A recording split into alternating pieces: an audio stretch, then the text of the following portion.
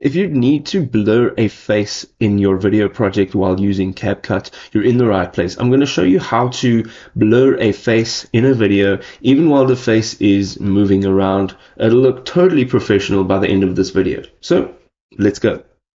So we've got a video clip here, and as you can see, we've got a person dancing with some headphones on. So what we're going to do is we're going to select the clip, and we're going to go ahead and hold in Control and tap on C to copy the clip, and then Control V to paste the clip. So making sure that this clip is selected, we're going to go up to the top left hand side and we're going to click on Effects. And from here, you're going to look for the blur effect. Once you've located the blur effect that you would like to use, which is this one right over here, you want to click down and drag it to the very top video clip. And this will allow you to embed the video effect onto the clip as opposed to on your entire project.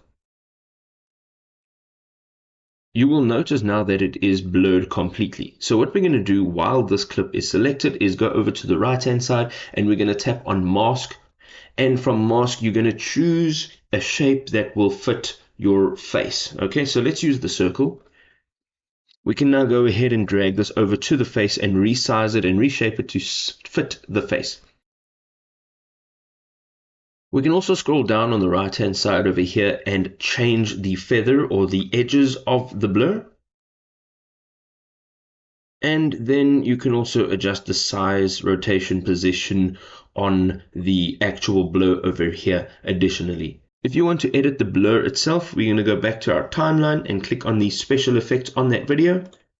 And you'll see you can actually change the blur right over here. So we can move that up and down. And from here, we're going to go ahead back onto our video. And making sure that this mask window is open on the right hand side, we can now scrub forward using our right arrow key and stop when the face is out of the blur.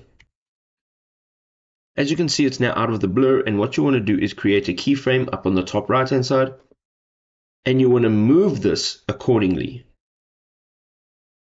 We're going to continue to do this until the whole video is covered.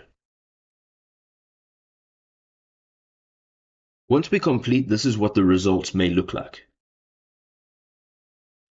Now, of course, depending on how close your keyframes are together, your results may look a little bit more accurate, but this is something that you need to do and spend some time on. Now, if this was helpful, you can go ahead, drop us a like. We'll see you next time, folks. Peace out.